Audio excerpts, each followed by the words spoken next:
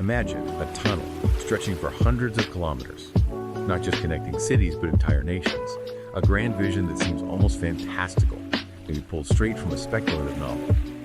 Well, today we're plunging into a real-world concept that has captivated imaginations and, frankly, pockets for decades: the Japan-Korea Tunnel. This deep dive isn't merely about the awe-inspiring scale of engineering ambition, though that's part of it.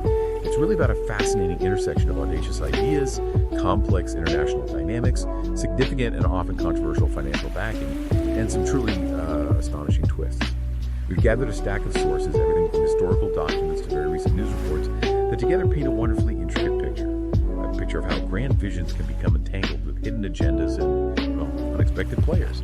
Our mission: to connect these dots for you. Exactly. Our aim today is to extract the most crucial insights from all this material, helping you understand not just what was proposed, but who proposed it, why, and, maybe most importantly, how the very fabric of public trust and political influence can be woven into such colossal projects. We'll look at the tunnel's surprising origins, its most unexpected modern-day champions, and the various claims and counterclaims about its true purpose and funding. It's a deep dive into how even the most visionary infrastructure projects can illuminate broader patterns of influence and, yes, fundraising in society. It really challenges us to consider what it truly means to be well-informed, you know? Okay, let's unpack this then. The sheer scale of the proposed Japan-Korea tunnel is just immense. We're talking about approximately 220 kilometers. The core idea is to physically connect Japan's Kyushu island directly with South Korea. Just try to picture that for a moment, traveling from Japan to Korea underwater in one continuous stretch. It's certainly a conversation starter. Definitely. And what's truly fascinating here is that this isn't some brand new futuristic concept dreamed up yesterday. Its origins stretch all the way back to the 1930s and 40s. Really? That far back? Oh, yeah. At that time, it was envisioned as a critical part of Japan's ambitious Greater East Asia Railway concept.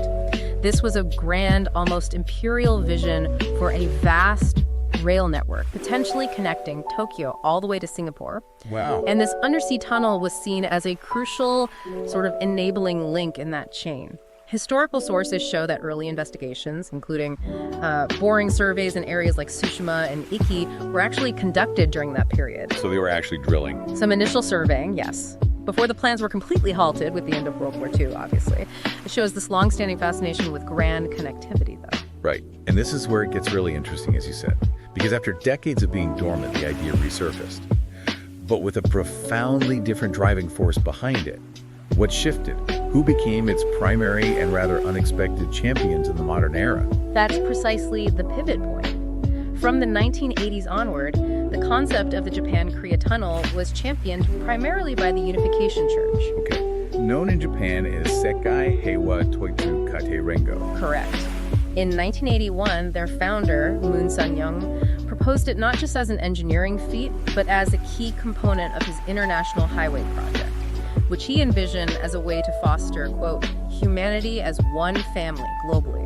So the project was given this whole new layer of meaning and purpose. So it went from a strategic, maybe even military strategic infrastructure project back in the day to something with a much broader, almost spiritual agenda. And to actively promote this ambitious idea, our sources indicate that several organizations were pretty swiftly established. That's right. So the International Highway Construction Corporation, founded in 1982, followed by the Japan-Korea Tunnel Research Council in 1983. That one later became an NPO, a nonprofit, in 2004. Then, in 2009, the International Highway Foundation was established to further carry on the work. That's quite a lot of organizational infrastructure for one very, very long tunnel. It is. And a significant and, frankly, quite unique aspect of this promotion was something called the 1 millimeter movement. The 1 millimeter movement. What was that? Well, our sources indicate that believers were reportedly encouraged to donate 50,000 yen for each millimeter of the tunnel's proposed length. Each millimeter of a 220-kilometer tunnel. Exactly. When you think about a 220-kilometer tunnel, that's an extraordinary number of millimeters. That's billions of yen per meter. Potentially, yes. It really suggests a direct appeal to their faith and commitment for funding this monumental project, piece by individual piece, millimeter by millimeter. It wasn't just talk or abstract fundraising appeals. You mentioned earlier there was actual tangible activity on the ground. There was. Survey shafts were indeed dug. For example, in Nagoya, that's in Saga Prefecture, a shaft was started back in 1986, and it reportedly reached an impressive 470 meters into the ground. Wow, nearly half a kilometer down. Yeah. And later, similar shafts were developed in Tsushima in 2014 and Iki in 2015. So, despite the skepticism that might naturally surround such a project, physical work did proceed, which must have lent it a certain credibility, at least to those involved in donating. That's a considerable commitment of resources and effort, you have to say. Absolutely. But this project, as you alluded to, has been shrouded in considerable controversy, particularly regarding its fundraising methods. That's putting it mildly. Hiroshi Watanabe, who's a lawyer specializing in cases involving what are called spiritual sales victims. Okay, can you clarify spiritual sales for us? Sure.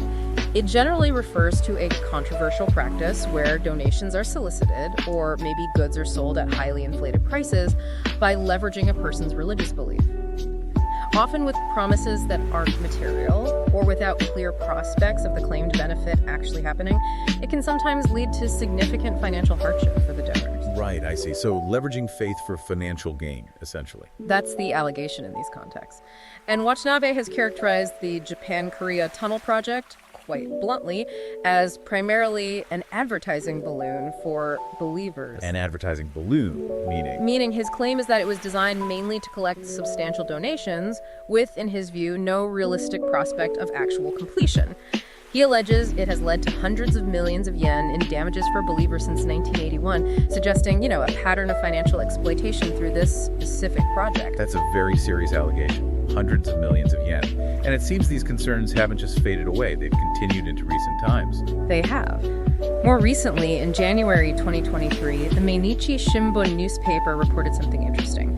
They found that groups affiliated with the Unification Church had acquired quite extensive tracts of land in Kuratsu, which is also in Saga Prefecture, near one of the proposed tunnel entry points. Okay. And the connection? Well, the suspicion reported was that significant donations from these very same believers, possibly raised through things like the Millimeter Movement, were used for these land acquisitions. I see. So it fuels the concerns about the transparency and the actual use of the funds collected ostensibly for the tunnel project itself. Where did the money really go? Precisely. It paints a more complex picture. Now, what about the other side? South Korea. It takes two to build a tunnel like this. What was their official stance? That's critical, of course, and it's quite clear. In 2011, their Ministry of Land, Transport, and Maritime Affairs conducted its own assessment, and their conclusion was unambiguous. The tunnel simply lacked economic feasibility. No economic case for it from that perspective. Correct. They even went so far as to express hope that discussions about its construction would simply cease. Just stop. Okay. That seems pretty definitive. You'd think so. But despite this clear official stance from a key potential partner, our sources indicate that some South Korean politicians actually continue to advocate for the project. Still pushing for it, even after the official thumbs down. Apparently so. It shows a persistent, though perhaps not officially sanctioned, interest in its realization on some levels. Interesting. Now, the sources also reveal political engagement on the Japanese side, too. And it reaches quite high up the ladder, doesn't it? It certainly seems to. We're not talking about obscure local officials here. No. Former prime ministers like Takeshita Noboru, Hata Tsutomu, Mori Yoshiro, and Koizumi Junichiro have all been associated with its promotion at various points, according to reports. Several former PMs. That's significant. It is. And more specifically, politicians such as Asotaro, Koga Makoto, and Kuma Akio were reportedly advisors to that Japan-Korea Tunnel Research Council back in 1993. Right, the NPO promoting the tunnel. Exactly. And even more recently, there's a connection highlighted. Minio Nakayama. He was chairman of the Japan-Korea Tunnel Promotion Kumamoto Prefectural Council. The same Minio Nakayama also chaired current Prime Minister Kishida Fumio's Kumamoto Support Group. Wow. Okay, so that illustrates a surprisingly widespread and high-level political connection, or at least association, with a project that, by many accounts, has faced serious questions about its feasibility and its fundraising methods. It really makes you wonder about the layers of influence potentially at play, doesn't it? It absolutely does. So what does this all mean for us, the listeners, trying to make sense of these situations? This deep dive into the Japan-Korea Tunnel Project with its mix of, huge ambition, religious advocacy, controversial fundraising, and these high-level political connections, it naturally leads us to a broader discussion, I think. Yeah. It's about how political entities and movements sometimes operate, especially concerning funding, how ideas get spread, and how public support is, well, leveraged. It's about looking at the underlying mechanisms, maybe, not just the surface goals. That's an excellent point. And what's fascinating is how these underlying mechanisms often reappear in different contexts. It's not always about tunnels. Let's look at another example from our sources that helps expand this lens beyond just infrastructure projects. There's an analysis we looked at of the Senseido Party, that's in Japan. Okay, Senseido. What did the analysis say? Well, news reports we reviewed described their operating principle as being very similar to a multi-business. A multi-business, like a multi-level marketing or network marketing scheme. Essentially, yes, that's the comparison being drawn, where members might pay fees, are often encouraged to recruit others, maybe through selling related materials, seminars, that sort of thing. Okay. So this comparison immediately makes you think about the structure and dynamics at play, potentially blurring the lines between political activism and something more like a commercial enterprise. And the product, in this particular analogy, according to the analysis, is described pretty tellingly as extreme claims. Extreme claims, yes. And the analysis further suggests that, quote, good people are deceived and spread it to others. Which highlights a potentially crucial mechanism, right? That fervent conviction, perhaps rather than critical scrutiny, can become the primary driver for the spread of certain narratives, especially within that kind of network-like structure. It's a powerful way to disseminate ideas, regardless of their basis, in fact, if that analysis holds true. Precisely. And the same analysis also highlights that the party, quote, developed a way to hack the political system to make a profit. Hack the system for profit. What does that mean in this context? Well, sources suggest this could include things like leveraging membership fees, selling educational materials, maybe books or videos, and creating a kind of referral structure that effectively monetizes ideological alignment and active participation. So turning political support and activity directly into revenue streams for the organization or its leaders. That seems to be the suggestion in the analysis. It points to concerns not just about specific projects like the tunnel or single organizations, but maybe about the very mechanisms through which political influence and support are generated and sustained today. It's a broader look at how different groups might leverage and even potentially monetize political engagement itself. Right. So these different cases, you have the long-standing Japan-Korea tunnel project with its, let's say, unconventional fundraising model and those extensive political connections. And then you have this analysis of a modern political party's operational structure being likened to a multi-business. Taken together, they collectively raise profoundly important questions for all of us, don't they? They really do. They challenge us to consider the transparency of intentions behind these grand visions, whether it's building a tunnel or building a political movement, and the ethics of fundraising within both civic and political spheres.